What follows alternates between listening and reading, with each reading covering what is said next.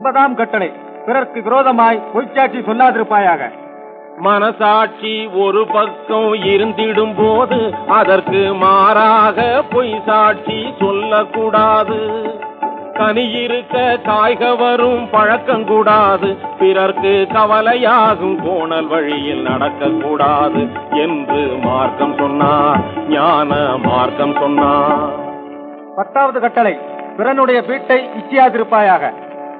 மனிதன் பிறந்து அழிந்ததெல்லாம் ஆசையினாலே,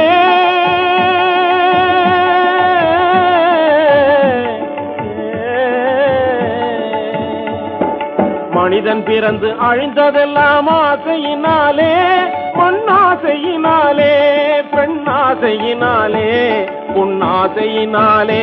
பேசும் மனிதன் வாழ நீதி கூறும் 10 கட்டளை இது மாசிலாத பரமபிதா கூறும்